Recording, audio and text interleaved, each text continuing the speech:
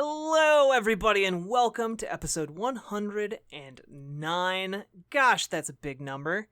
Of the best games, period.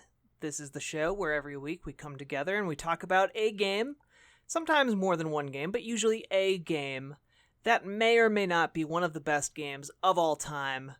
A best game, period, if you will. Usually the games we talk about are pretty good, or great.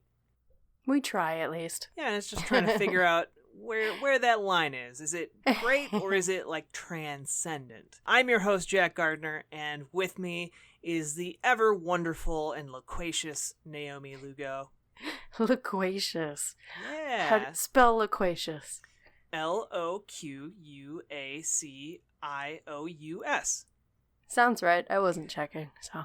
I don't know if that was correct. I said it how I believe it's spelled, but I'm also terrible at spelling. You also had such conviction behind it, so we're just gonna say, yeah, that's how it's spelled now. I mean, honestly, that's all you really need to have when you speak, and then you're good. Yeah, I mean... 90% of the time. Mm-hmm. That's the world we live in. Look at all the YouTube communities based on that. Heck yeah, I'm calling you out! Calling you out, YouTube! Boom, boom, boom! Boom. Ha. Got him. How are you doing this week? I'm good. As always. Oh yeah. So, what have you been playing this week, besides the game that we will be talking about shortly? I have been playing some God of War. The original God of War. No, I'm kidding. The new one. The new one. The boy one. The one that has one of my favorite actors who is doing the voice of Kratos. Kratos. He's doing the voice of Kratos now. But he was my boy Teal'c on Stargate SG-1, and I really like that show, so it makes me happy that that's his voice now. And he was, made for that role, so it's so perfect. He does such a good job. There's very little need to change the character of Teal'c from what it was on the show to Kratos, so it just makes me happy. It's as if Stargate SG-1 just plopped the character of Teal'c in a world where Teal'c is murdering all of the gods, which actually, now that I think about it, is basically Stargate SG-1 in a nutshell. I don't know if you've ever watched that show. I have not.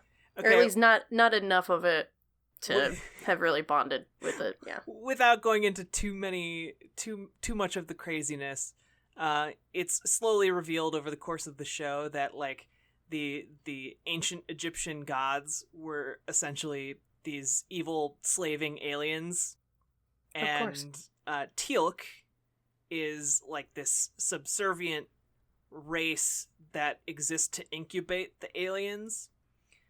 And he throws off the shackles of their oppression and kind of makes it his mission to kill all of these Egyptian gods. So the parallels there, yeah, I can see them. Yeah, I feel like maybe his casting was initially, I think his name's Christopher Judge, was initially maybe pitched as a joke, and then everyone was like, no, that's actually a really good idea.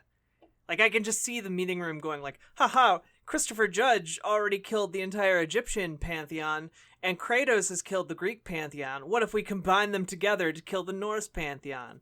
And everyone was like, haha, good joke, you nerd. And then they were like, wait, that's actually a good idea. We've heard his voice, so now let's do that. Yeah, we'll just make that the origin story now. That is now truth, because it sounds so perfect. Now we just need to say it with conviction, and no one will question it. It will just be this apocryphal story that everyone repeats as fact. Let's do it. Yeah. Unlike other almost entire episodes we might have done in the past. Maybe. But, yeah, that's what I'm playing. What about you? I have been playing a lot of Graveyard Keeper. I don't know if you've seen anything about it. I have. It looks really delightful, and like it might be a weightier version of Stardew Valley. Yeah, I would say goth Stardew. But actually, it has been really impressing me. I mean, aside from some bugs here and there, and there's a little bit of graphic issues and whatnot, but it's actually a lot more in depth than Stardew. Like, a lot more, and apparently it goes on in the story for a very long time, and like I don't even know how many hours I am in the game right now, but I'm like something like 175 days in, and I haven't even scratched the surface of the story. But Jeez. yeah, right? So you play as, well, without giving too many details, you play as a graveyard keeper, of course, and the basic mechanics of the game are like Stardew. You get to maintain your area, but unlike Stardew, the game is more centered around unlocking craftables and then using those materials to build other mechanisms and whatnot to keep on furthering yourself in the story and furthering yourself in technology, I guess. And then, from what I've been gathering, your gameplay can vary, it can vary a lot player to player, depending on your play style. And me and my partner have been playing it, and we've noticed a little bit of differences here and there, but nothing too crazy. But I guess each storyline that you go down will take you down different paths and whatnot, so yeah, I'll keep you guys updated, but it's pretty awesome and addicting, like Stardew. And apparently I'm not even like at the surface of the game, so but the only thing that's kind of frustrating about it, since it's really complicated in its structure, it can be a little cryptic in how you do things to get into a certain place. So it's kind of like, was that a pun? No, I wish it was. Or at least an intentional one. So yeah, it's like disentangling, like, I don't know, a web or whatever. So one of the first missions you get is you have to get a stamp for some suspicious meat that you have. But in order to get that stamp, you have to talk to Skull, who is in the basement of your house. But in order to get to the basement in your house, you have to clear this path of debris. But in order to clear the path of debris, you have to craft like a wood cutting bench and all that. But in order to craft the wood, it just kind of keeps going like that. So along the way, you can kind of get lost unless you're thinking like the game, I guess.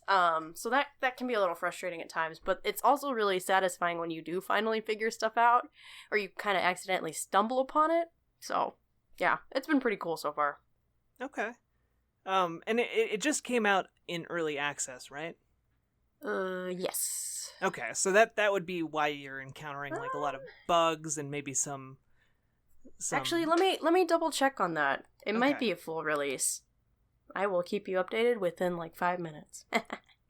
All right. But yeah, and Tiny Build put it out, and Tiny Build's been cranking out a ton of different games. So it's kind of surprising to come from them, actually, because they have done a lot of, I guess you would call them like YouTube-friendly games.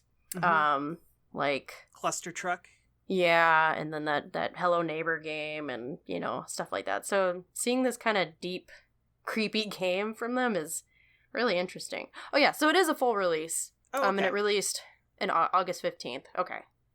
Yeah, so yeah, I mean it's just stuff that updates will fix eventually, Yeah. Tiny Build does some good. They're low key one of my favorite publishers. Nice.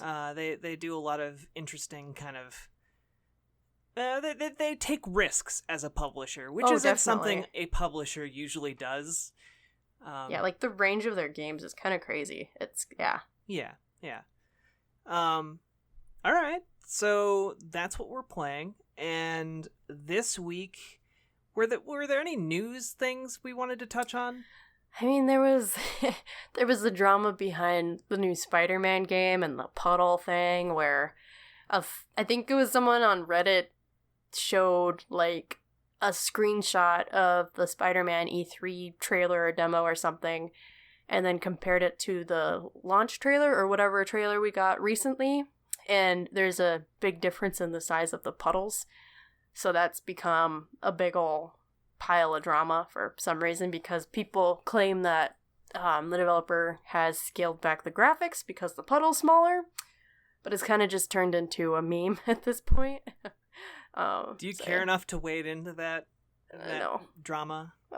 Wade into it? Ha No, but it's a thing that happened, and okay, good, because I think it's stupid. It's a stupid thing. It is stupid, and it's like, why have we devoted so much time to this? And of course, I'm contributing by bringing it up. But I don't know. It's definitely an interesting. It's an interesting way to look at how we consume games before they even come out. And I've seen comments where, someone will quote that tweet and say, like, this is why CD Projekt Red didn't release their demo for Cyberpunk 2077, and it was interesting for that reason, just to see how the expectations of fans before these games even come out has just, I guess, skyrocketed with hype and all that, and how we just expect so much, and we expect answers now, and... I mean, at the same time, it's also kind of incumbent on the marketing of games, yes, and how definitely. that is done. Just because they want the hype to hit that fever pitch, and when it does, we get stupid arguments like this, Yes. But those are a feature of the system, not a bug. Yeah, I guess that's a fair way to put it. I wish it wasn't a feature or a bug. I just wish it didn't happen. I wish we were talking about things that were more interesting. Yeah, but... I mean, we did have a pretty awful news story that happened on the complete opposite end of the spectrum there, is that we had the shooting in Florida at a Madden tournament, so... Yeah. Yeah, we did. Yeah. Yeah. Which is a huge topic. Yeah, I don't know if we necessarily want to get into that, because that could be a whole thing by itself, but yep. Suffice it to say, it's whatever you see going around in the media right now, it's they want to make it about anything except for the guns. And that's why you're going to see people talking about violent video games, even though it's a freaking Madden football it was Madden. tournament. Like, that's... Unless you're also going to go on and condemn football and like teaching kids how to play football, like that's not the problem here. And that I think we can probably just leave it at that, right? Yeah. But it is indeed a thing that happened. So. Yeah, and it's a tragedy. Our hearts go out to all the victims, and hopefully people who can actually do more about it than two podcast hosts will do something about it. Indeed. Yep. Well, that was a tone shift. Sorry, my bad. Gosh, it's not your fault we live in a terrible world. And on that note, we know the devil, which I feel like before we start talking about it, we should probably put some sort of content warning. Not because I don't think there's anything really terribly objectionable in the game itself, like visually, or even the stuff it talks about isn't really, like, it's not graphic or really that shocking. But there are topics in We Know the Devil that are certainly going to be very touchy for certain segments of people. And if you are easily upset over art that is somewhat critical of religion, or that depict LGBTQ relationships or situations, then you're probably going to be pretty uncomfortable with We Know the Devil, which directly tackles a lot of that, but in interesting ways that we're going to dive into, I think. And I will edit this section to make it sound more like I had a very coherent label to put here. The magic of editing. Right? Oh my gosh. I listen every week when I edit these. I sit down and I listen and I'm like, thank goodness I can just edit this part out. Yes, and yep. Yeah. Yep. Yep. So, We Know the Devil released, I think... I should have looked this up. I think it released either 2016 or early 2017. I think it's 2015. I shall fact check. All right. I think. Bam. Again, editing. Yeah, you're right. 2015. Oh, yeah. But it released on Steam in 2016. Got it. Right. No wonder we were confused. Okay.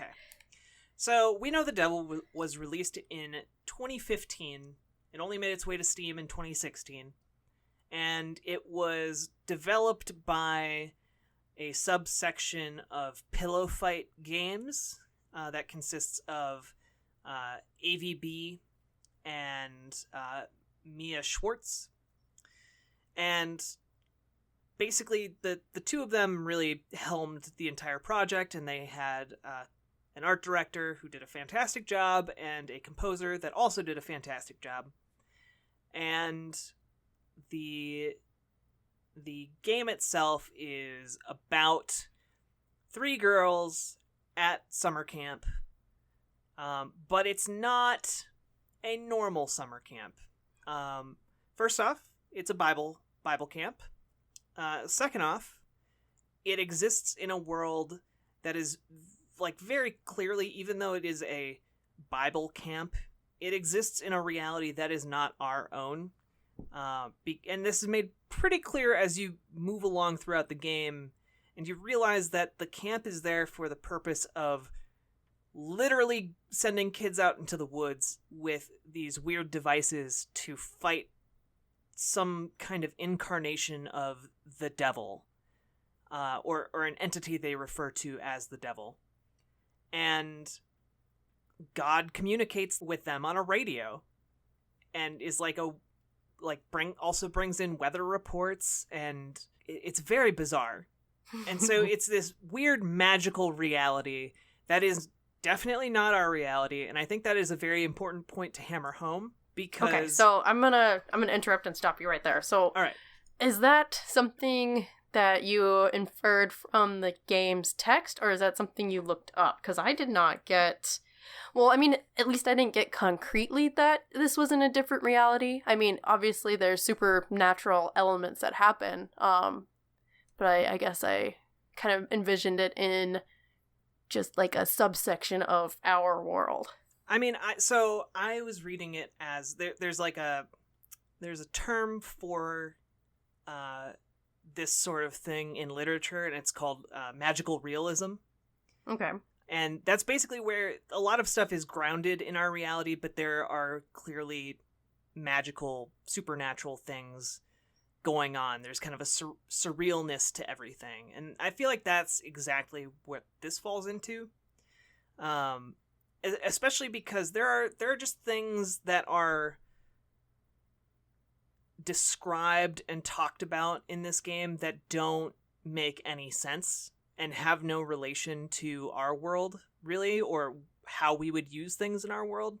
For example, the things that they carry around, at one point they call them, like, crystodine diodes. And they use some jargon, and I looked it up, and basically the devices that they're walking around with seem to be like some kind of modified version of early, like, 1800s like transmitters that were used to, like, telegraph Morse code, and could pick up radio signals. So they're like, if you kind of dig into, like, what they're talking about, essentially these kids are being sent out into the woods to these different stations to scan the area for signs of, like, this weird supernatural entity thing. And also there are sirens that can sense the presence of this supernatural entity.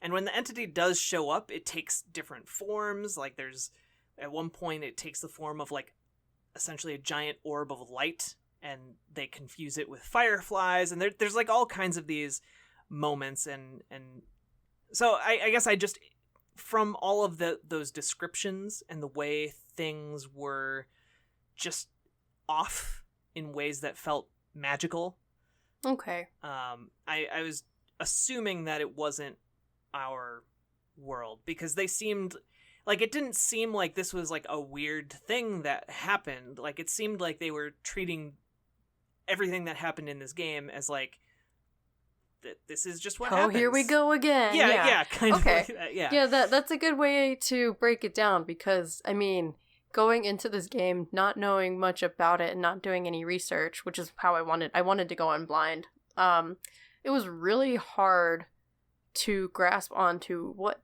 the heck was going on. This game really presents itself more like literature, where you have to pay attention to every word, every symbol, to interpret the meaning behind it. Like the radios, like they say radios and they say whatever that other word is. I congratulate you on remembering that. I took a bunch of notes on this game. That's what happened. Yeah. And you can just be like, wait, what are they doing with these radios? Because they describe doing things that just doesn't make sense for a normal handheld radio. So you just have to pay attention, because that word that Jack said earlier comes up once, I think. Yeah. They literally use crystalline diodes one time while they're just describing better gear than they have that a different part of, like, camp has. Yeah, and it's super quick, so you could totally miss it. But that's absolutely, like, literature, right? You have to be able to catch those things. So it was hard for me to kind of shift out of video game mode, where, I mean, video games that most of the time, unless you're playing, like, Final Fantasy or something, or Kingdom Hearts, you know, will hold your hand and pretty much tell you what's going on. Of course, there will be some literary elements here and there to make the story a little bit deeper. But usually you can get a pretty good feel for what is going on. I mean, God of War is kind of a perfect example of that. And granted, they're completely different graphic styles, of course. This game is the graphic novel style, and God of War is a AAA open world, I guess. But you have points in time where, whatever his name, oh my gosh, what is his name? The kid, boy. Atreus. Okay, so when Atreus will literally ask, like, hey, what is going on? What's happening? And then we'll get an explanation. So you will know that you are in a different world. You know, like when they step into that first world, you will know that it is a different world than the one you were in before. This game does not do that at all. So you can interpret it many different ways, but there are definitely those connecting themes for sure. Yeah, like, and that, I think that's part of what makes it more surreal, is that it doesn't stop to explain itself. Yes. And also part of that is to hammer home that you, like, I was thinking about why that was. In addition to making the world just that much more strange and alien and weird, one of the main themes of We Know the Devil is alienation. And so by not giving the player this information that would allow them to be at home in the narrative, instead you are left kind of feeling like you're on the outside, and you have to really scrabble at all the little scraps that are doled out to kind of figure out even kind of what's going on. And I feel like I did that, and I still only have a very tenuous grasp on the world that it all takes place in. That is further emphasized by the fact that as the player, you don't actually have an avatar in the world. You are literally not a part of it. Instead, you act more as a kind of arbiter who is silently viewing all of these interactions, all of these story moments, and have some kind of insight into what's going on in the trio's minds. But you are only able to kind of decide what they as a group, how they pair off. And so you don't have an active participant who represents you. You don't have an avatar in the game. Yeah, and the narrator it's never clear who the narrator is. Like, it'll always say we. And, well, not always. I guess it'll say we every once in a while, but it'll kind of shift, what's the word? Shift, I guess, focus. Like, you can guess that it's Venus at one point observing Jupiter, but then it never stays in one spot, so that totally adds to this realism. But going to the graphic style, so it's kind of anime style, kind of sketch drawings of these characters, I guess. Is that a fair description? Yeah.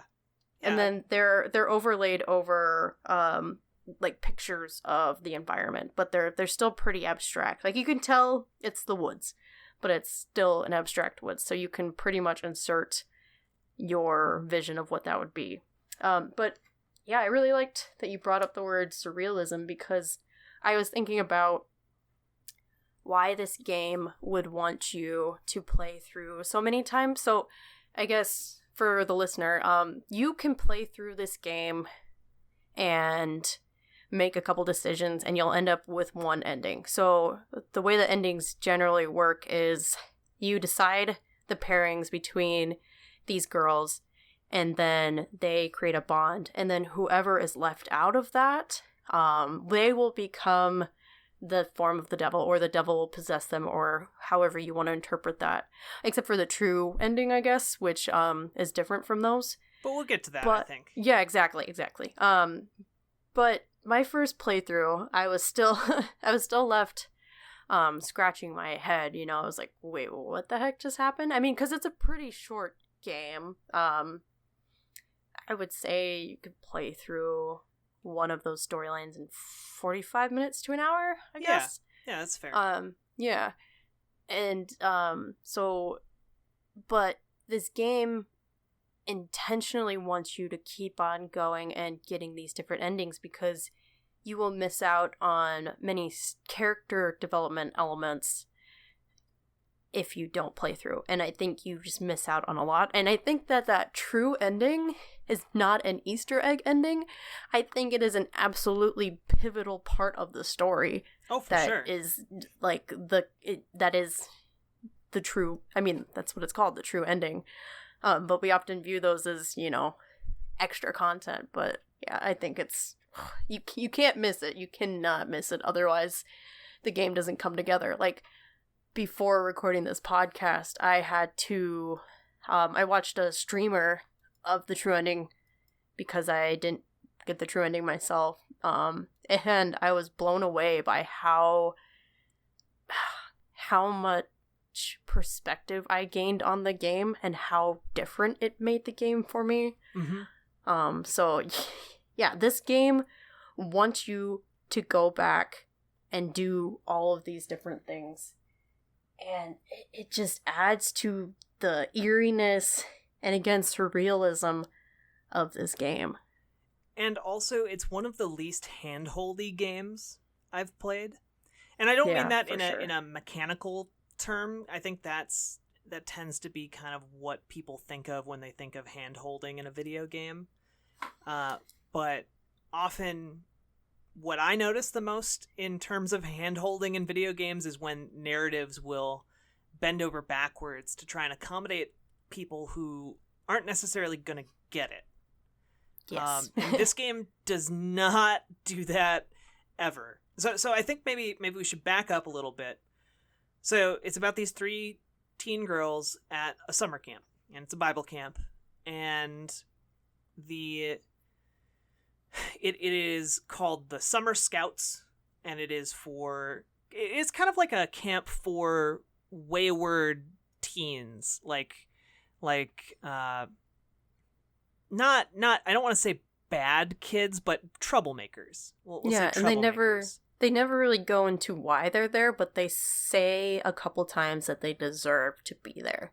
So they don't sound like the worst of the worst, but they sound like they've definitely done things that they're at least ashamed of, or cause shame to other people. I don't know. So yeah, I don't think it's things that they're ashamed of.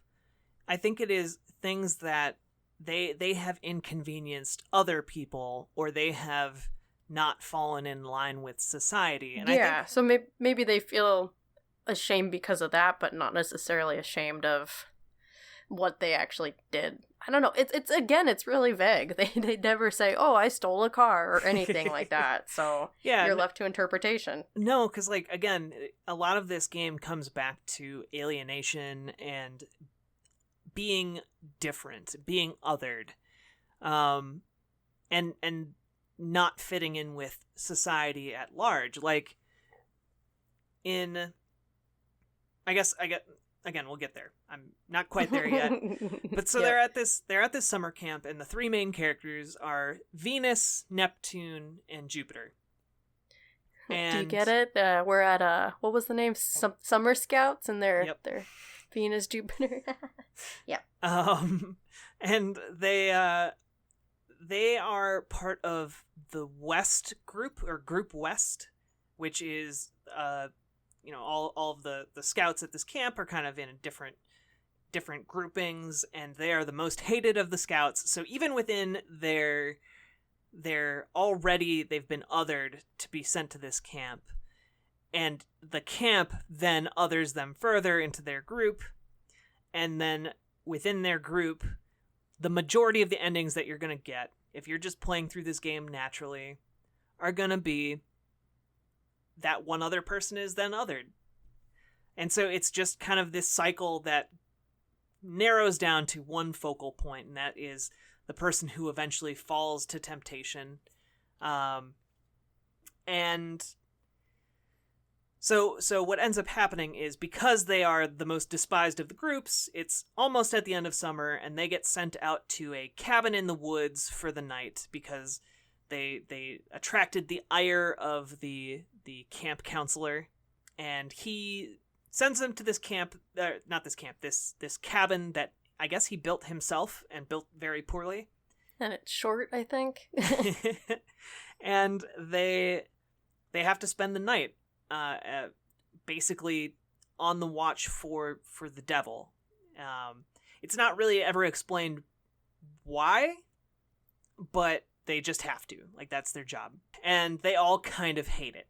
They don't want to do it, but they have to because that's what's expected from them. As, like, they do different things and activities to try and keep themselves occupied, and it's mostly the three of them just kind of interacting with each other. There aren't a whole lot of other characters in the game itself. It is mostly focusing on these three, and eventually things start getting a little weird, and they decide that they're gonna call up God on the radio and see what he has to say.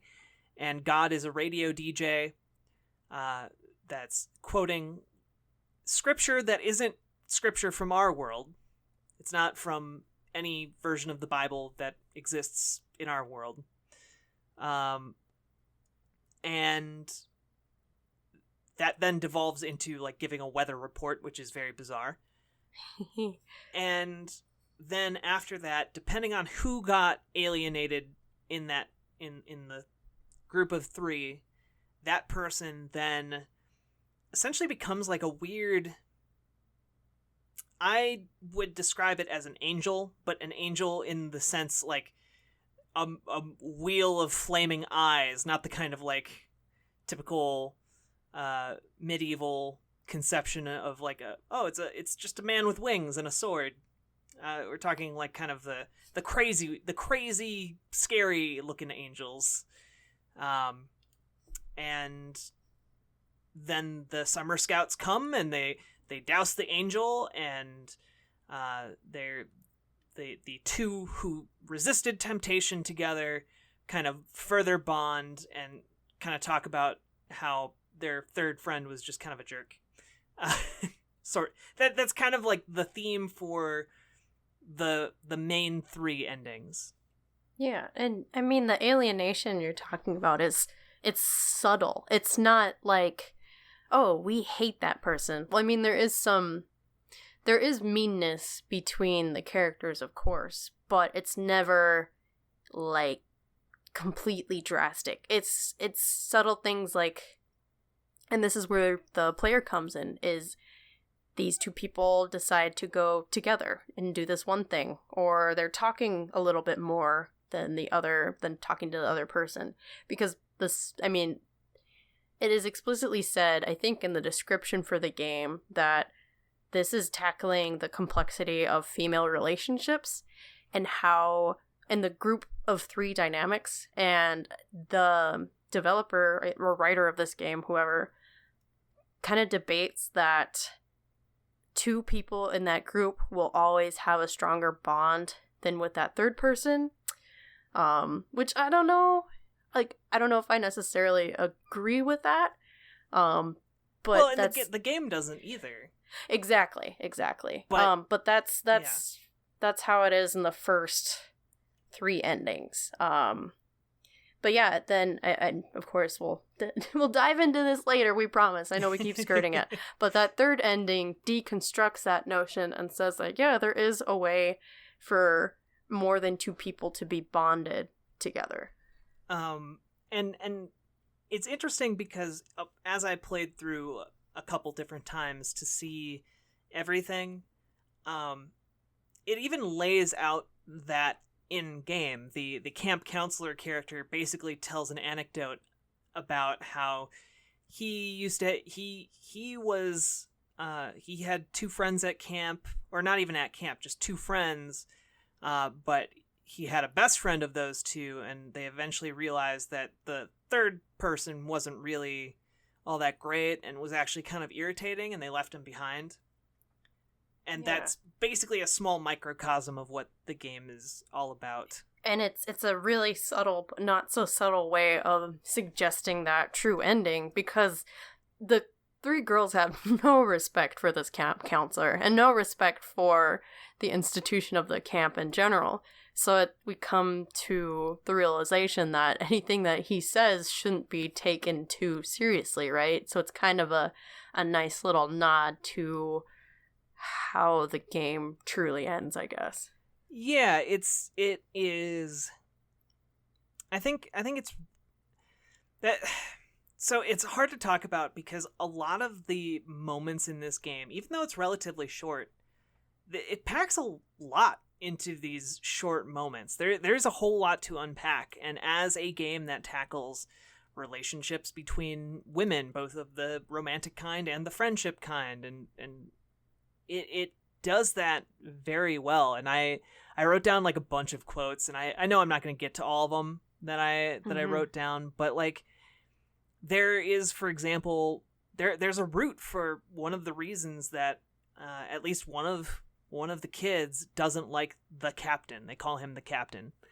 And I'll just read it out here. It's a conversation that happens between Venus and Jupiter. And it goes like this. I'm paraphrasing a little bit, but Venus asks, "Are you scared of the captain?" And Jupiter responds, "I don't know if it's really that I'm scared of him, but he does make me worry. I don't like being liked by him. It makes me think that there must be something wrong with me. I don't want to be the sort of person that he likes. It makes me shiver.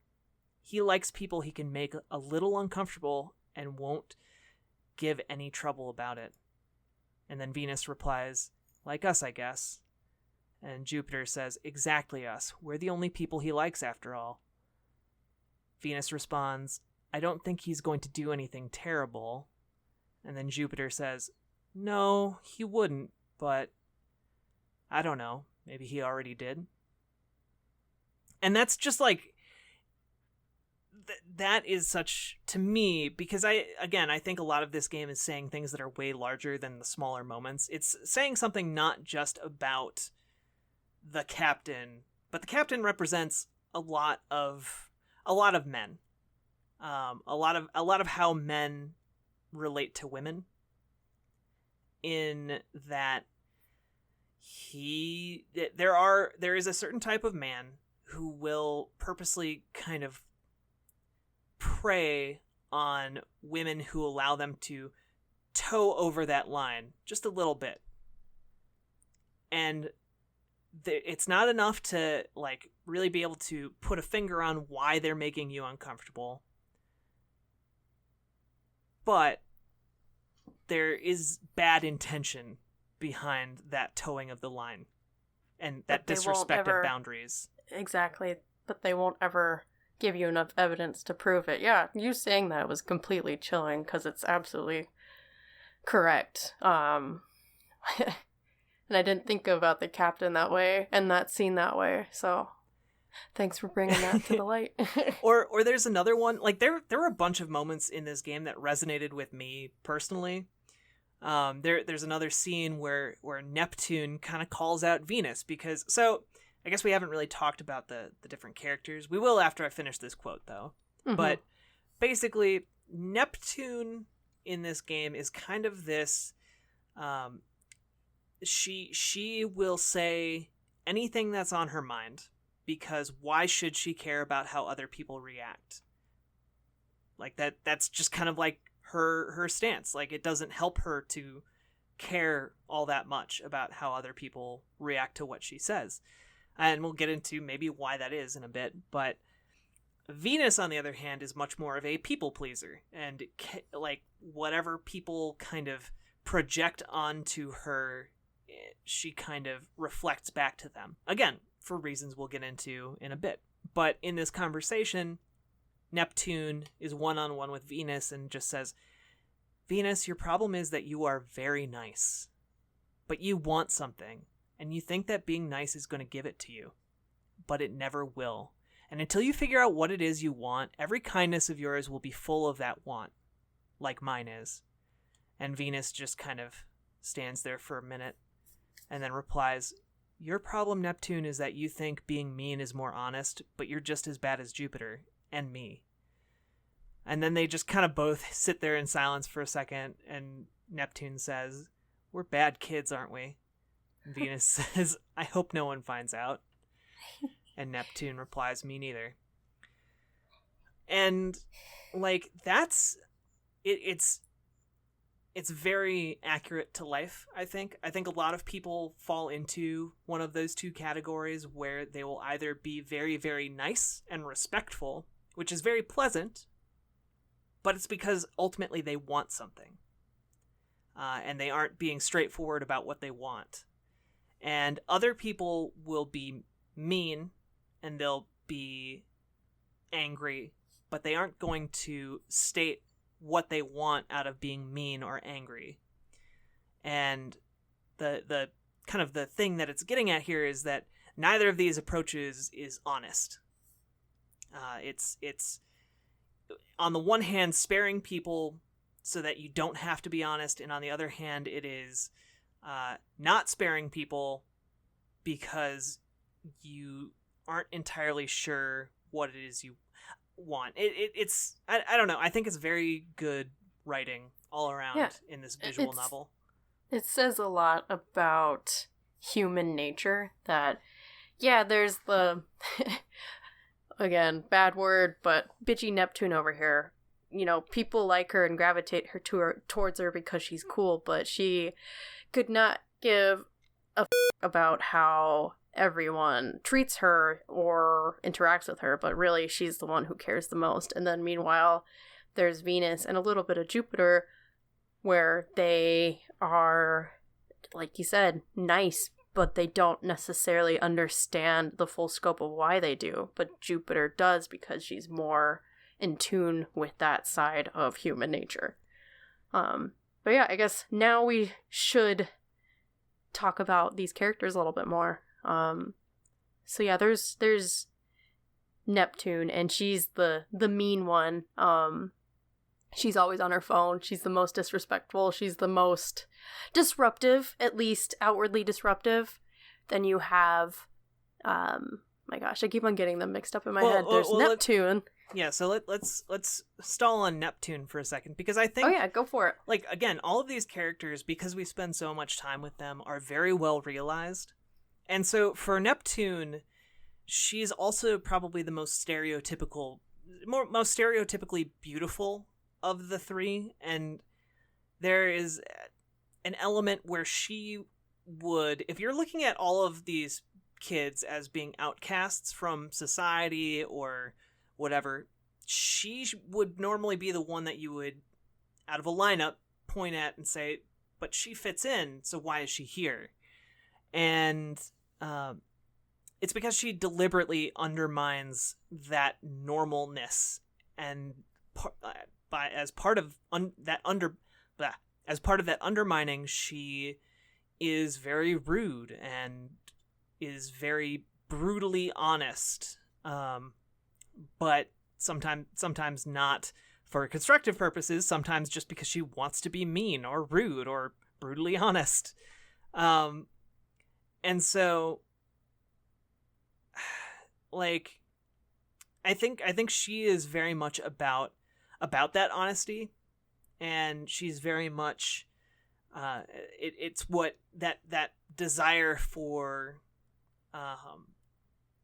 authenticity is what motivates her to be mean towards Venus, and it's also what motivates her to be to get closer with Jupiter, because those are qualities that she sees in Jupiter, but she doesn't see in Venus.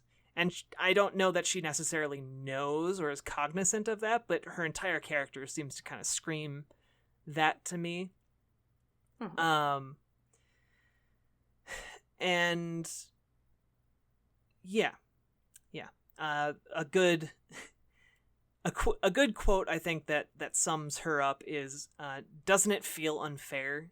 You're already good, so why do you have to try so hard to be good? It makes me mad. And then we have Jupiter. Yes. And Jupiter seems to be the most easygoing, at least at the surface level. She's literally in the middle, and I think that holds some significance because she is the most normal and anchored and seemingly well-adjusted. Although we see more of her later on. Yeah, you want to say more about Jupiter? Because she was the one I had the most trouble with. Yeah, she's hard to pin down, and so I had to think about her for a while to kind of like figure out what to think of her. And I do think you're right about her being in the middle as being some kind of visual representation of kind of what's going on. So basically she is the tomboy of the group. She is seen as kind of the cool, aloof girl who, by her very nature of being cool and aloof, is othered. But I think part of what makes her interesting is that she is that easygoing character. But I think that part of what the game does that's really brilliant is it offers insight into why she's easygoing. And I think by the time you play through the entire game, and by the entire game I mean all of the endings, because that's really what makes the game, you learn to understand that she's not easygoing because that's just naturally who she is. She's easygoing as a coping mechanism. So what I ended up writing down in my notes is that the reason she adheres to kind of these rule structures and is kind of terrified of things in general and has kind of a sheepish demeanor when it comes to going out and fighting and stuff is that for her, life is hard and it's a burden. And I'm not saying that's not true of anyone else in this game, but she is probably the most aware of that, or consciously aware of that anyway. And that, like, realizing that life just existing is a heavy, heavy burden and is honestly too heavy for anyone to bear, no matter how light it is, she still has to seek ways to make that burden lighter. And the easiest way to do that is to follow the rules and to kind of put yourself apart from everyone so you don't have to deal with them, because people are complicated and messy. And so that's kind of what I took away from her character. And whether or not that's 100% accurate, I'm probably missing a whole lot of stuff. So one of the things I noticed also about her is that many times over the course of the game, she snaps a wristband. Mm-hmm. Did you notice that? Oh, yeah. And they repeat it a bunch of times yeah, it's definitely a device or a theme. I mean, depends on how you'd interpret it. Yeah, but so I was going to ask, how did you interpret it?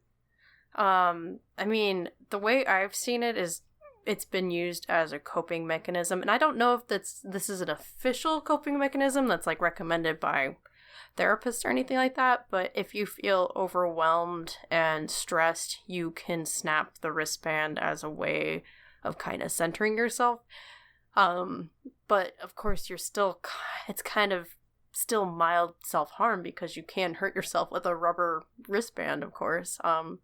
So it's definitely the antithesis of this cool laid-back girl for her to be so anxious that she needs this constant coping mechanism. Yeah. So I was reading it kind of along those lines as well, except I kind of took it a bit farther in my interpretation because I don't know if this has any basis in reality, but I do think I seem to recall knowing people in my life or reading about people online taking to that habit who have either tried to have either begun cutting themselves or are trying to wean themselves off of cutting themselves or even attempted to commit suicide. And so even though it's not textual to the game at all, because how often it is repeated and my interpretation of her character being that cognizant of how hard it is to live, I guess I interpreted it in that darker vein. Yeah, because, I totally see that. Because people who need that stimulation need it because they pretty much want to be outside of their bodies in those extreme moments of either anxiety or depression, and that leads to, feelings of suicide or cutting. So it kind of matches up to how you describe it for sure. Yeah. And my big takeaway from her character was just a quote from, I don't even know if she says this, I'm pretty sure she does, but just, "I'm fine." Like, she's the embodiment of that phrase to me, because she definitely seems fine for most of the game, but I think once that veneer is kind of pulled back, she's very much not fine. She's the least fine, not even the least fine, maybe, but they're all messed up in their own way. And they all have these different needs and desires and that can't be met. And Neptune literally gets mad at her for that, doesn't she? She calls her out on not pretending to be fine, but just going along with everything. And I think that's when they kind of... Because I remember her saying specifically that, existent... I don't want to say it like that because it sounds emo, but existence is pain. But that it, that sentiment... Yeah, and so I think now's a good time to kind of like step back a little bit before we get into the rest, because this has been a lot. And this game, I think, if you play it as an adult, will remind most adults of their time being teenagers, or of questions that they have buried, because it's honestly really hard to cope with a lot of the things that are in this game. And I think and society doesn't want us to cope with them necessarily. And I say society broadly, but I mean like our parents a lot of the times and peers don't want to have to deal with it. So instead we kind of bury it away until it manifests into something else, or we just kind of forget about it. So that's why I think this game potentially makes people so uncomfortable, is because it tackles them right head on with these girls and their conversations. Yeah, and it's the kind of like brutal honesty of kids that are just trying to figure things out. And they haven't yet 100%. They're getting there. Hit the realization that there are some things that you don't figure out. And that's kind of one of the tragedies of life, is that some people grapple with the questions they are grappling with and bringing up for their entire lives. So it is, in a way, a very nostalgic game, especially for me, because I have been a camp counselor at a Bible camp, and I went to a Bible camp for many, many years. And so for me, it's like this whole nostalgia trip. Like, I totally knew people who were like the captain, and saw firsthand all of those cliques kind of coming up and going down, and people who were left behind. And so it's very,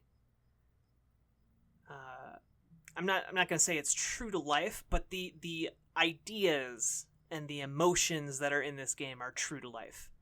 The actual text of the game is not. Camp gets really intense. Camp really, really intense. Because think about it. You put a bunch of kiddos who are coming of age together away from the worlds and the comforts that they have known. And it is just, it's almost like is it echo chamber? No. Those it's like an isolation chamber for people to figure out those things that they've been kind of pushing aside because of everyday distractions. And then they're pitted around other people who are going through the exact same thing. And then there's the people who want to confront it, there's the people who want to avoid it, and then there's the people who want to stir up drama no matter what. And those three are kind of represented in these characters. Mm-hmm. Yeah, and it's... So there's that aspect. I think that it's, again, important to emphasize that this setting is not necessarily meant to be a one-to-one for any real-world sect of Christianity. Although there is, like, a cross, and they do talk about God, and they do talk about the devil, that's kind of where things end with any kind of parallel to our world. Did they ever bring up the word Christianity directly in the game? I don't remember it specifically. I don't think so. There are metaphors for, obviously, Christianity, but I think the game meant more religion and... No, I think religion more than spirituality, with the camp setting, at least. But then the finding of the devil was more of the spirituality part. I think that it's... There is certainly that element of just religion generally, but I also think that religion,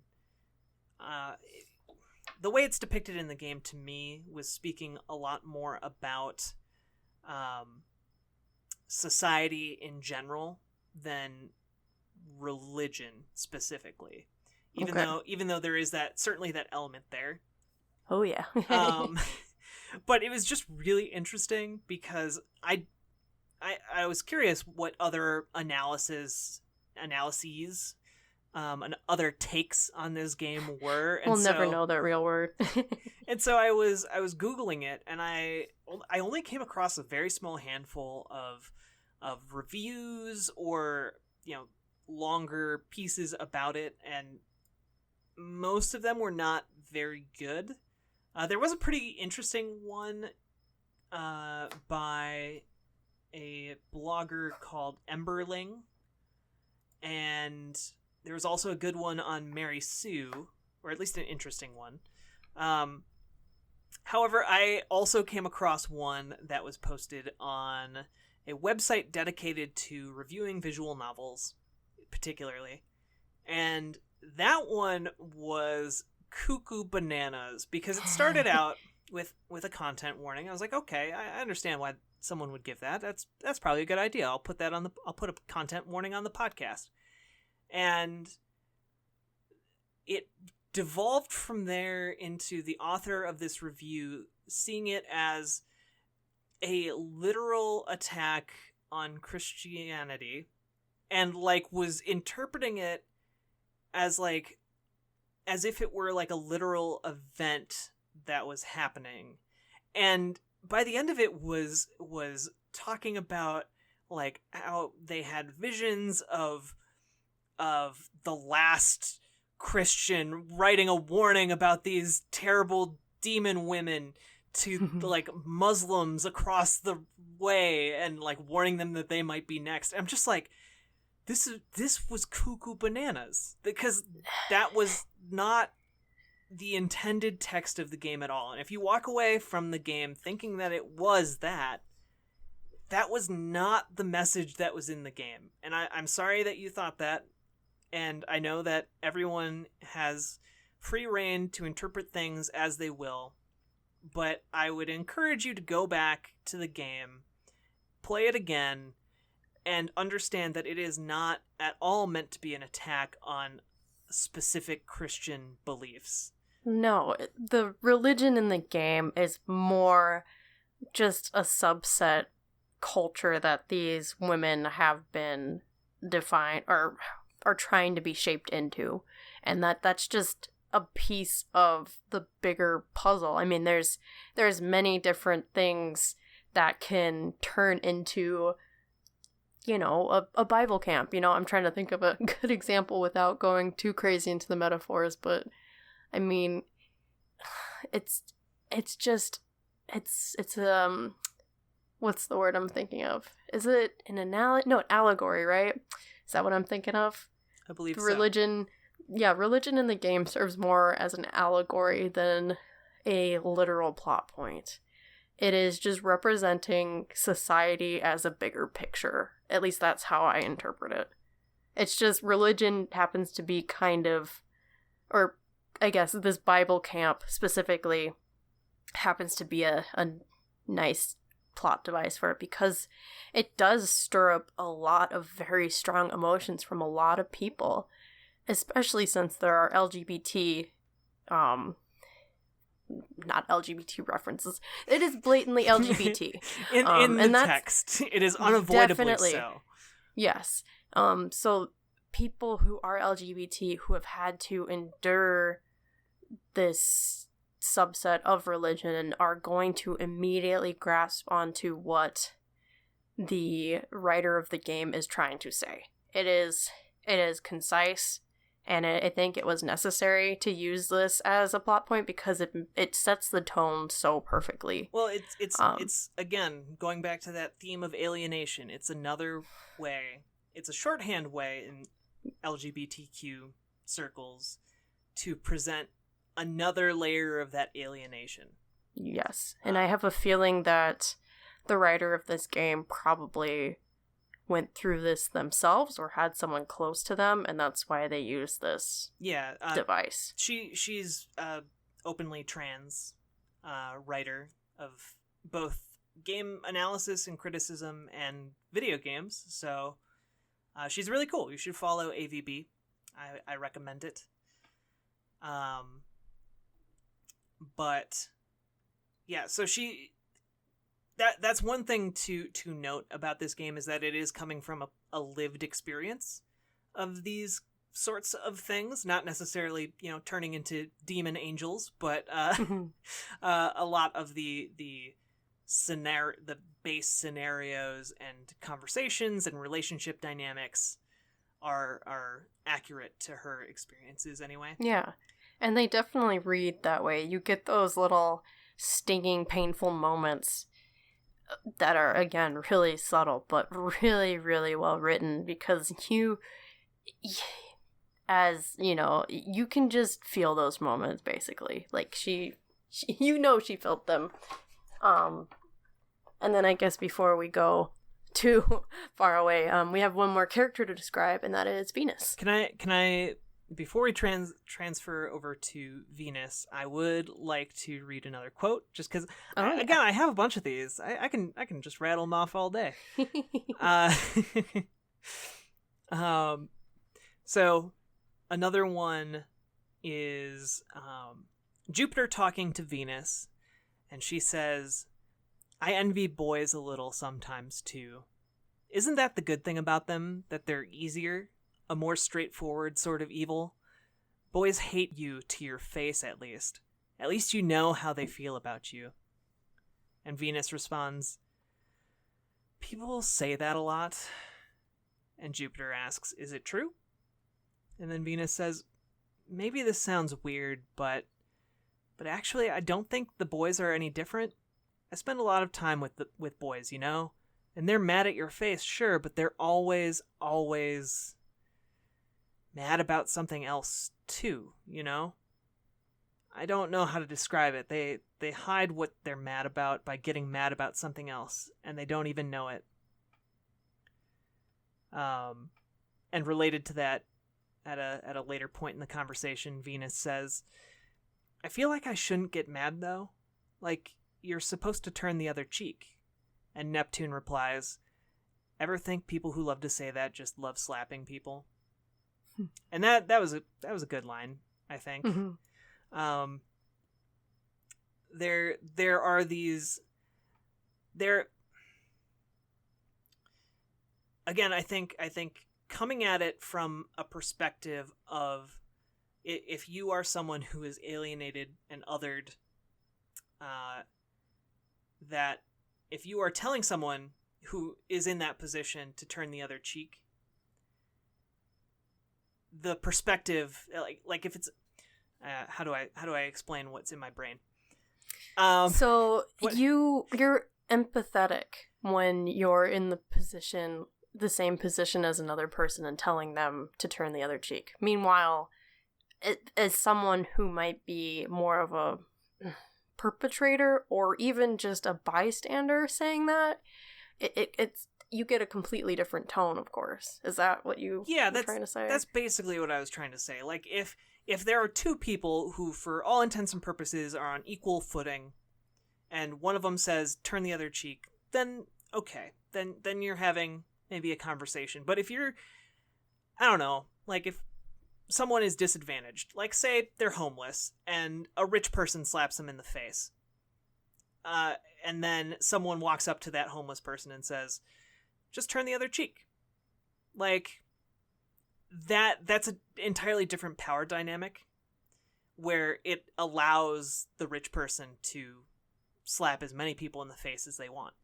So I don't know. That's basically where I don't know where I was going with that. I just thought it was an interesting altercation, yes. And it also kind of gets at Venus as a character, who you'll notice very subtly in that exchange, Venus talks about the boys. I don't think the boys are any different. And I spend a lot of time with boys. And it's interesting because throughout most of the game, Venus is referred to as he. They use he pronouns, even though Venus doesn't really look male or female, very androgynous. And so it leads to some confusion, I think. And I think that's on purpose. Yeah, definitely. I definitely think it was intentional. And it's another aspect of the game not holding your hand, because the game never comes out and says, Venus is a trans woman. But she is. And the other characters don't necessarily realize that Venus is trans in all of the endings. Maybe in one or two.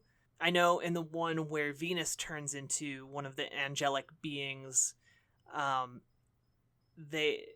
Venus is referred to as a she for the first time in the text of the game, and once things have kind of calmed down, the other two girls in the group refer to her as it. Yeah, they kind of have a mean exchange about her when it's Jupiter and Neptune. They voice their confusion a bit and kind of maliciously refer to her as it. At least that's how I interpreted it.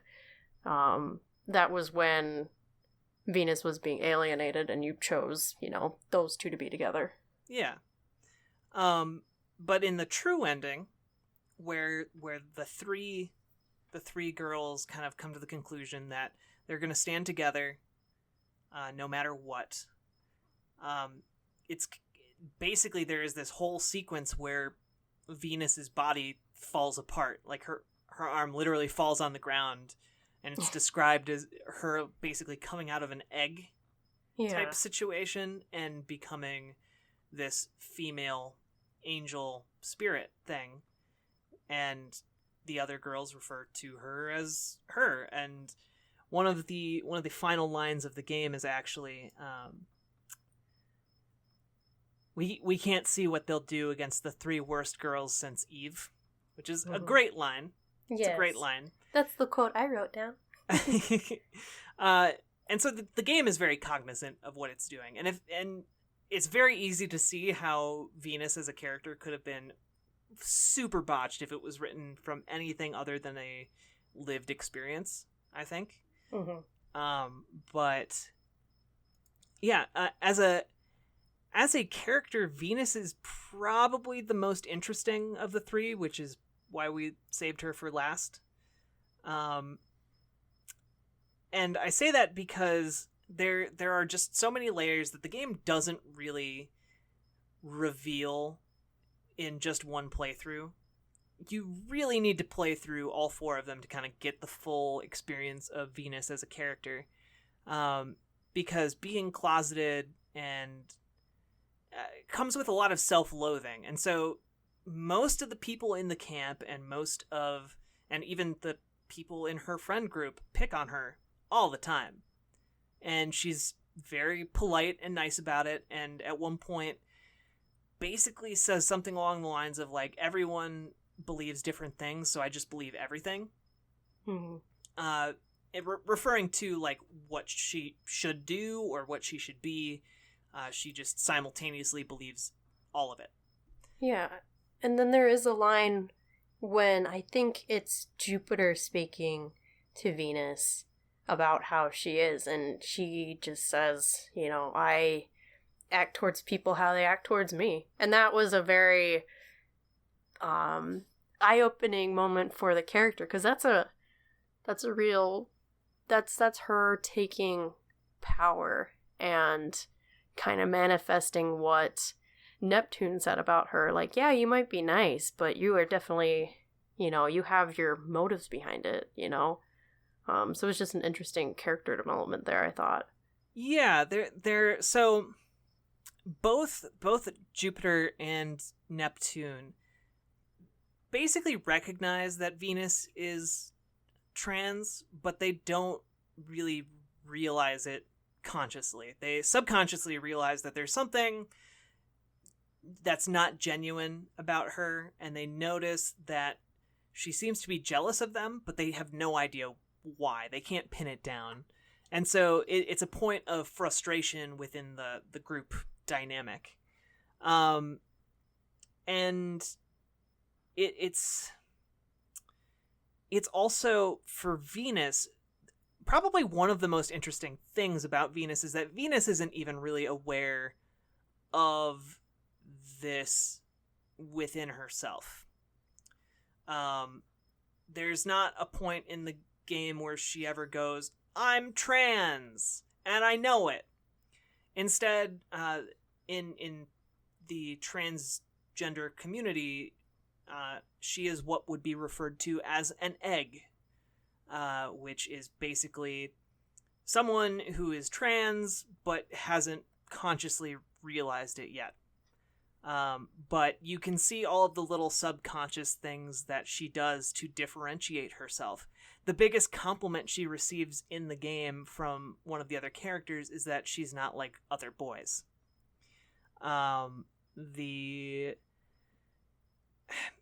Basically, the quote about her believing everything is essentially that as a coping mechanism, and as part of her self-loathing, she absorbs all of the criticism and meanness that's directed at her and believes that it's deserved because she's different, which is a very common aspect of self-loathing for transgender people. And on top of that, she also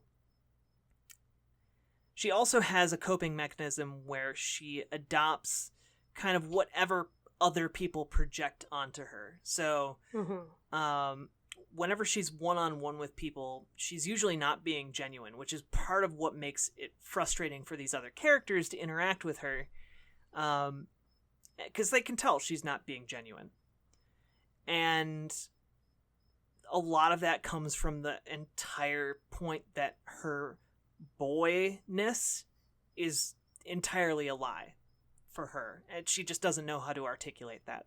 Yeah, part of the reason that she is friends with the other two, besides necessity, is that she admires how both of them are genuine to themselves. Like, that's why she likes Neptune. That's why she, like, Neptune just says what's on her mind and just kind of, whatever, I don't care what happens, I'm just going to say it, because why not? And Jupiter, on the other hand, you know, is just kind of doing her own thing, and that's fine. Yeah. I forgot where I was going to go with that, but I think it's telling that in all of the endings except for the secret one, the true ending, it's not really very obvious that Venus is trans, although the symbol for Venus is also the symbol for women, and that is Venus's symbol. And also one of the few points in the game where Venus gets animated is talking about fairness and things that are both fair and unfair. And at one point in that kind of conversation, she talks about a situation that is unfair is a situation in which humans craft the reality. And so being, for example, just existing isn't necessarily unfair, but if someone rigs a race and then beats you, that's unfair. That's what she says is, it's reality on purpose, reality that's someone's fault. And to a degree, I think that is talking about her own situation, being trans, is that part of why she hates herself is because of how she relates to the wider society. Like, that's why she's there, because she doesn't fit in. And so she got sent to this camp for troublesome kids, even though on paper she should be the least troublesome of any of the kids. Like, she's very purposely not a problem, except in the fact that she exists in a way that's undesirable to the rest of society. Yeah. Yeah. Yeah, Venus is definitely, she's a very complex character. And it's almost deceptively so. And I just had to say, because I'm probably going to forget otherwise, but there's some amazing fan art out there. You can find a bunch of it on Tumblr of these girls in their final form. So depending on the ending you get to see the artwork for each of them in their double form. And then they describe how they each inhabit these double forms. Like Neptune's is very liquidy, scathing, and yes, liquidy. There's descriptions of bile because she's been coughing, and again, there's a lot to unpack there. And then Jupiter's is about hands. Like, there's a ton of hands around her. There's a hand for touching. You know, they describe what all of these different hands around her.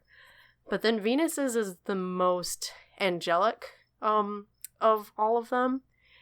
And hers is kind of like, there's the literal angel wings, but then on the wings there's these eyes, and they're like piercing eyes.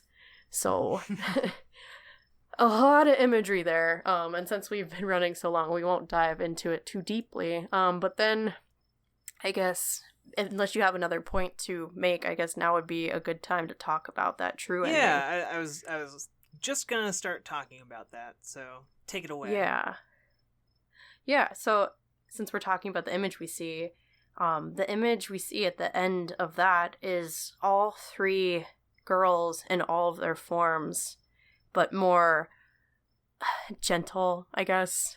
And they're all hugging each other with tears down their face. I think they all have tears down their face, even Neptune. And Jupiter is still in the middle. So what happens in that ending to get to that scene is somehow the player has been able to address all of these characters, I guess, compassionately. See, this is where I was kind of struggling with what the developer wanted to say about that true ending through actions. Okay, so do you know how because you don't know how you get that true ending? No. Okay. I did, yeah. So, yeah, that might be a good reason why I don't understand it completely. So take basically, it away. The main choices as a player that you're making is kind of at each... There are a number of decision points throughout the night, and those decision points involve pairing up 2 of the 3 characters. And depending on who's left out the most of those pairings, that person is the one who becomes kind of the fallen one. But if you kind of put the pieces together, you can actually spend an equal amount of time with each of them. And if you do that, that's how you get the true ending. Okay, I mean, that makes sense. But it's like, I guess, what is the developer trying to say at that point? Like, I mean, the literal answer would be like, give everyone an equal amount of time. But, I mean, that's, of course, impossible. Is it more like be understanding of everyone, or see, wasn't able to come away with a strong enough answer supported by the contents of this game. Okay, so my takeaway was that the theme being alienation is that the reason that we alienate people is because of the demands of society. Like, that one person out of your friend group, they're weird, and you don't get along with them, so just leave them behind. Like, that's easier, right? That makes the most sense, right? We don't get along with them, so, why spend time with that dead weight? And I think the point being that we all live in a world that is filled with these multiple layers of how the rules work and how society works, that at the end of the day, a lot of those rules just exist to kind of keep us apart from each other. Whether that is, don't go to that part of town because a certain ethnicity of people live there and they don't have as much money as we do, or, just things like that. Yeah. Stupid things that just serve to divide us. Yeah, and I guess, now that you say that, it's totally connected by after the evening and it's the next day, they describe going back to the camp and kind of converting everyone else into this devilship, whatever. Sorry. No worries. I'll be quick. They then kind of understand each other better after that. It's like, they were just different because of this. And because they were kind of able to see past society through this devil form, they were actually able to see the other people at their camp and, I guess, relate to them better. Well, so part of it is that in the first 3 endings, when you leave that person behind, when you left them out and they became they fell to the devil, or they gave into that temptation, the other 2 characters were able to then go and join the rest of the camp. They became part of the cleanup crew. They were the ones kind of that were going to be welcomed back into society. But in the true ending, what happens is the entire camp comes and is essentially going to try and destroy them. But instead, they're able to kind of convince the rest of the camp that, hey, you don't need to be adopting these personas and these inauthentic selves, because it's all malarkey. You can be who you are, and that's fine.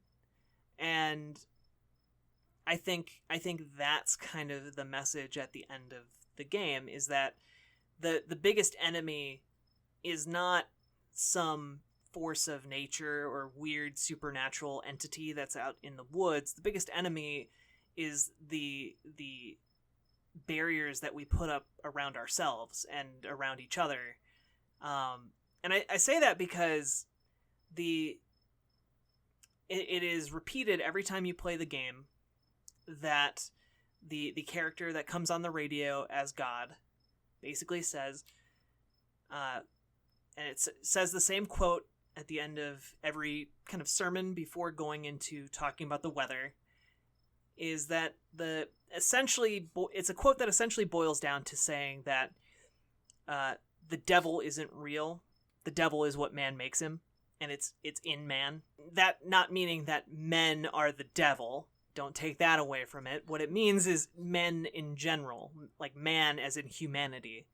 My interpretation of what it means for us as readers is that, you know, these differences aren't based on some weird supernatural temptation. It's what we're making. We're making this. We are making the unfair race. Like, that is, again, to quote Venus, it is, it's a reality on purpose, and reality that's someone's fault. It's not just a tree growing in the woods kind of a problem. It's a, we made this cage kind of a problem. Yeah, okay. Okay. Yeah, it's a heavy game. It definitely is. I mean, and going into it, I was definitely expecting it to be that way, I guess, and then it just kind of turned into a different version than I was imagining, but kind of still the same, if that makes any sense. Yeah. Well, and it's interesting because a lot of it, especially the main 3 endings that you're going to get, play heavily into a horror aesthetic. Like the sounds are, it's scary and terrible. I recommend playing it with headphones. And then if you get the 3rd ending, though, it's not scary. Or the 3rd ending, the 4th ending, the true ending, it's not scary. Because the pretense of there being something to be scared of kind of falls away. And so that was kind of the message that I took from it. And I guess I just, again, want to emphasize that it's not a game that is bashing religion. Not in any big way, anyway. But, and I say that, again, as someone who taught at a Bible camp for 2 years. So, but I also understand how if someone is particularly sensitive to that kind of sensibility, you could walk into this game blind and walk away thinking, oh my gosh, and then they're just going, the end of the true ending, it means that they're going to spread across the face of the earth, killing all religious minorities. No, that's not what this game's about. And again, if you're taking it that way, it's just a very inaccurate interpretation of what the text of the game is. Yeah, so now to be these devil's advocate. Boom! Got him! So then what do we interpret the devil to be as the literary sense? Because at the end of the true ending, the girls, they get a sense of calm from accepting the devil, and then there's a dialogue with Jupiter because she's the last one to kind of accept this.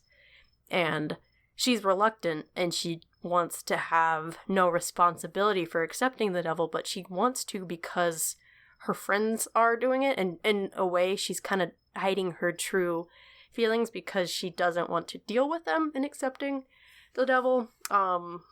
So then she doesn't want to make that burden heavier for herself. Exactly.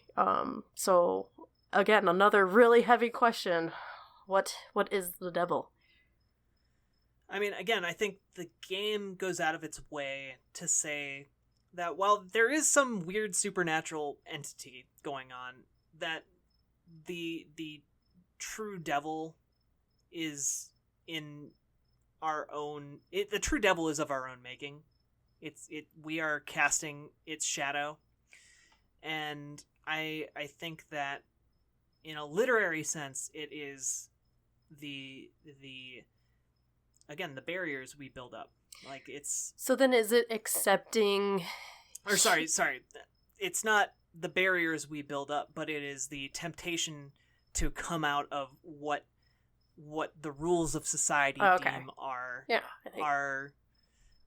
acceptable. Yeah. Because each of these girls in some way is unacceptable to what we would consider a mainstream society. Yeah. Jupiter and Neptune have a romantic relationship budding, and Venus is trans, and honestly, with those two things alone, these three girls are outsiders. But then you add in, their different personality traits and how they have kind of had to learn about the world and how they understand it. Again, even though this is a magical sort of reality, there are still a lot of things that translate to our reality. Okay. So that was my interpretation. Yeah. What about you?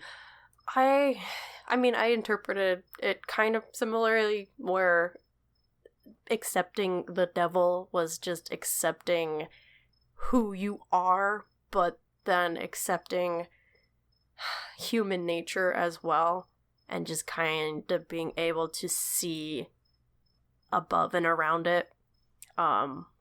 Which isn't a perfect metaphor because things are obviously more complicated than that. But then they even address that and say, when they're able to convert the rest of the people at the camp, they're like, more are going to come to try to take us out. But we hope they do so that we can convert more kids. Even bring the good kids, we'll take them too. So I see it as them pretty much accepting... And it's hard because again, it's accepting self. Yes, and it's a hard concept, I guess, to vocalize, because it's something that we actively reject as a society, because it is the destruction of the identity of a society in general. It is the notion that nonconformity is okay. Yes, which, like, at the end of the day, like, if we're really boiling everything down, like, alienation is all about saying, hey, not conforming is not okay, and if you do not conform, then you will not be part of us. And the opposite of that is saying, no, nonconformity is okay. It's okay to be different. Yeah. Which is, again, when you boil it down that way, it makes it seem so much simpler. But again, it took this entire story and devil figures to embody it. So yeah. I would also, if people are uneasy with kind of the biblical references, I would consider this game much more in a strange way, more in the vein of like a Paradise Lost. That is a book very much about the devil, but is not necessarily biblically accurate. Okay. So it's in kind of that, I don't know. I don't know why I felt like adding that. It was just a thought I had earlier this week. Yeah. And it was just kind of like, I think maybe that might help some people feel better. Yeah, because I don't know. I mean, we kind of come from different backgrounds, right? You were a church counselor, and I was forced to go to church camp a couple times, and I completely rejected it. I'm more of a Neptune, I guess, in that case. So I see this game taking on religion, and I'm all for it. But I appreciate your perspective in trying to explain to people that, hey, it might have religious, facets to it, but it's not like anarchy against religion. So, yeah. Or it's not mean or vicious or looking to call people out for whatever they believe. Not it's at just all. using that as, hey, these groups of people have historically been mistreated or oppressed by this societal concept that plays a large role across many societies, and so it takes on a large role in this game, but isn't necessarily calling anyone out in any significant way for their religious beliefs or lack thereof. Yeah. And I think that's fine. So where do you come down on this? If we're I feel like we're getting close to being done saying most of the things we wanted to say. Do you think that this is one of the best games, period? So this game is definitely going to only appeal to a certain facet of people, and realistically that's because of the presentation. I think there are elements to it that could speak to a wider audience than will actually give it a chance, which is, of course, really tough. There are some elements that make it even more inaccessible for people, like the literary devices that are thrown throughout it. Like, if you want to play a game for a game's sake, this is not necessarily the game. I mean, visual novels necessarily aren't the genre. So I was kind of grappling with that at the beginning, but the way it all came together at the end and being able to look at the piece as a whole really made me appreciate it all the much more, because I was, without seeing the final ending, I was ready to come in here and say, no, I don't really think this is the best game, period. It was a really interesting look at storytelling, but with that true ending, I think it really goes beyond that. Well, anyway, all of that to say, yes, I do think this is one of the best games, period. Okay. Yeah, I would definitely agree. I didn't come in thinking that I would particularly enjoy it. I thought I would find it very interesting, but more of kind of a curiosity rather than something that I was like really connecting to, I suppose. Yeah. But the dialogue in this game is fantastically written. There are so many moments to enjoy and love about this game, and I think everything about it is perfect for what it set out to be. Yes. I think the soundtrack is perfect for what it is. I'm not going to go out and buy it because it's very harsh on the ears, but I think for what it sets out to do, it's perfect, and the backgrounds and the character designs are striking. And I do think that another element of them trying to be, kind of put into a societal box is represented by their black and white coloring that is then kind of shed when they become angelic beings. Just gonna throw that out there. But the art design is amazing. The entire vision and the execution of this game, again, perfect for what it's supposed to be. And it does interesting things by making the player of a game that is ostensibly in the otome genre, it's subversive. I'll say that. And that being said, I do think it's one of the best games, period. It's definitely one of the most interesting, if not the most interesting, visual novel game I've played. I think there's a whole lot of character work in here. Whereas, I know a lot of people would list Doki Doki Literature Club, not to dredge up old projects, but they would list that as maybe the most interesting visual novel they've played. And if you enjoyed playing Doki Doki Literature Club, I would encourage other people to go out and play more of these visual novel games, because there are a lot out there that are super interesting or subversive, and this game in particular is all of the above and so much more. heartily recommend it to pretty much everyone. But like you said, Naomi, it's not going to be for everyone, and that's fine. Not everything that is perfect for what it is supposed to be for everyone. Yeah. The important thing is that it has something to say. I think it says it very, very well, and it has a lot of meaning for a lot of people, and I think it's good. It's good that we have more diverse voices telling stories, because this is the kind of story you could not hear anywhere else. And that's important. Yeah, I mean, we have barely scratched the surface with LGBT representation in AAA games with Life is Strange, you know, like, and that barely dips into LGBT relationships. You know, this game just goes so much deeper into that without only focusing on romantic relationships.